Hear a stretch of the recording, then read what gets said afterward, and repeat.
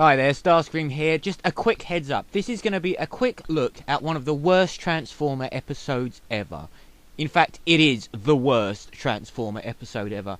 I thought of cutting it down to do a review, but I thought instead I'll just do the whole episode and narrate through it, picking out all the problems in it. And believe me, it is riddled with problems. There's a problem with it, literally, with every 30 seconds to a minute. So, my tongue's very firmly placed in my cheek. Please appreciate this was all done as a laugh. And, you know, you'll probably never look at the episode the same way again. And I hope you like it. That's about it, really. Take care, guys. And I hope you enjoy the narration over the worst episode ever. You're in for a treat with this one. Carnage in C minor. Probably a lot of you have seen this coming. It is quite simply the worst Transformer episode ever. It's like they did it as an April Fool's joke. I mean, I'm not kidding. Usually I just pick out aspects of the 20-minute episode, but we can go through the whole 20 minutes and find something in every minute that's wrong with this episode. So you know what? I think we should get going.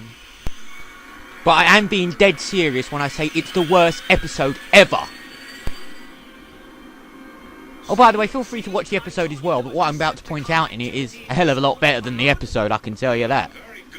Keep an eye on the back there. You see Superion and Blaster. Okay, no, nothing wrong with that. That's quite normal. They do hang around with Ultra Magnus occasionally. Now, we're going to look back, and Grimlock's there. What the hell's Grimlock doing there? And why is Devastator smaller than Soundwave and already merged? So Devastator is already merged. Okay, now he's not merged again. How did that happen? What the hell is going on? Oh, he's going to merge again now. What the hell? Okay, fair enough. Broadside is, strictly speaking, that large. But pay attention. Broadside will shrink later on. Aren't they dead? Isn't that Brawn? What the hell's going on?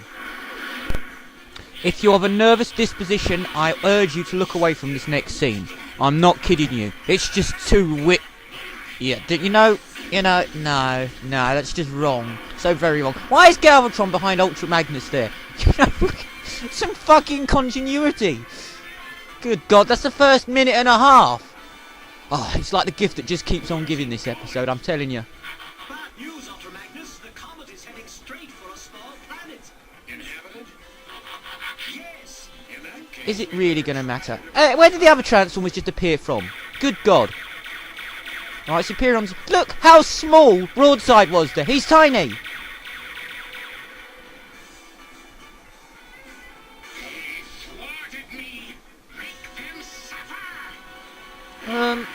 What the heck?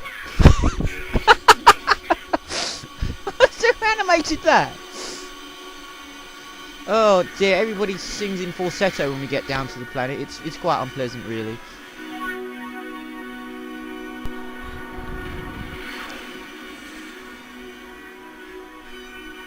That sound reminds me of something, and I can't finger it, but I will remember by the end of this review what that sound reminds me of. Oh, good God. These people are terrible. Stop it! Stop it! What? He's flat as hell, man. Come on. At least give it some effort. Try and sing. God. Okay, things start to get really good now. Well, start to get good. They're hilarious.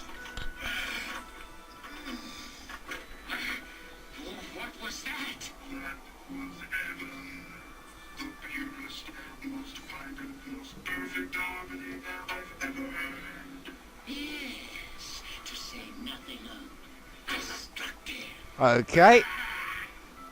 Broadside is large again. Bear with it, but I promise you, he will not be that size for long. And he's still a lot smaller than he should be. Let's be honest. Oh God, the Constructicons are falling apart again. Now, I don't get this bit. So maybe you can point it out. Okay, they merge. That's what the Constructicons do, merge into Devastator. And look, Perceptor can take them out. I thought it was a microscope. When could he do that? Do you remember in Transformers the movie when he did that? No, because I bloody well don't. Is he been holding out or did he just... Oh, forget it. It doesn't matter, I told you. This is April Fool's Transformers. I never thought of Soundwave as a slightly comical character, but in this he really is. He's a right dumbass. Soundwave shrinks later on, by the way. Gets a lot shorter than he is now. Don't ask me why. What's up with that? When did Ultra Magnus become so large and the Constructicon so small? And when did Broadside shrink again? What's going on? Please explain.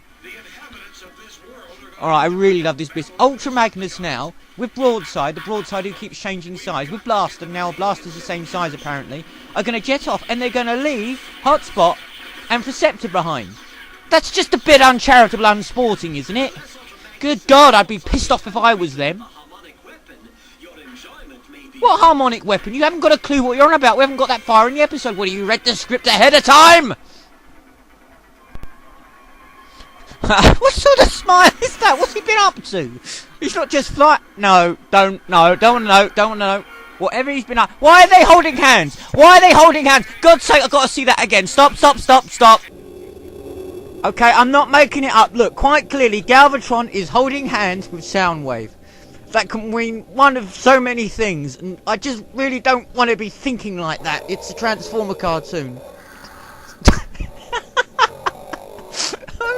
What the hell is going on? Oh God, I'm sorry. I'll speed it back up again.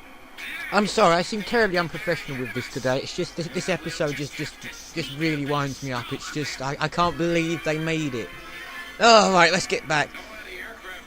All back to these two hanging on to the ever-changing Broadside. This city, this world, this entire civilization is based on musical harmonies.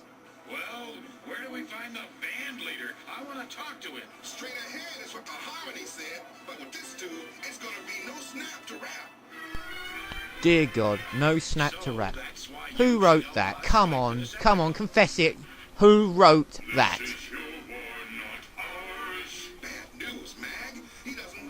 Yeah, oh sorry, Blaster has to interpret everything because Ultra Magnus doesn't seem to understand a word they say.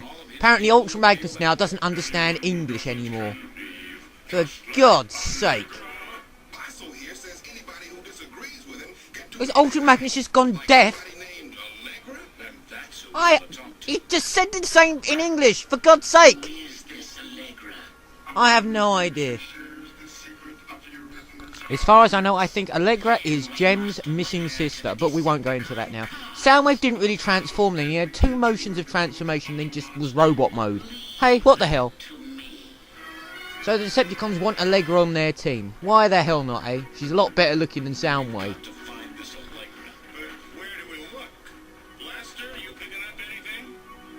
Yeah, Blaster is tripping out in this episode the whole time. He can understand what the indigenous life forms are saying because Ultra Magnus has inability to understand English anymore. But Broadside shrunk again. I don't quite. Oh, forget it. Forget the size variant. I'll stop pointing that out. Bloody idiots! Look at them.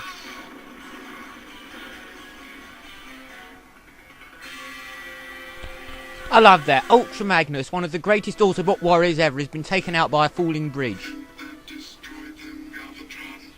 And yes, in cartoons, let's remember, nobody dies in a cartoon, everybody's destroyed.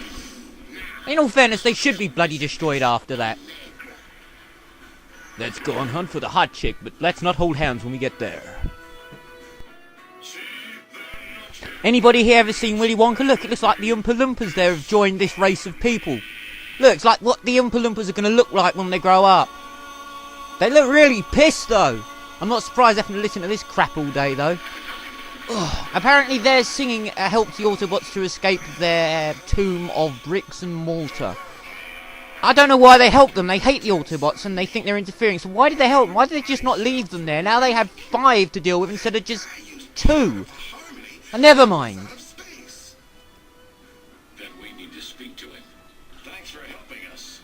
Okay, so Ultra Magnus can speak to them, but he can't understand what they say back. So, that doesn't make any sense. If they're speaking in sort of a different dialect because they speak in song, how comes Ultra Magnus thinks they can understand him, but he can't understand them?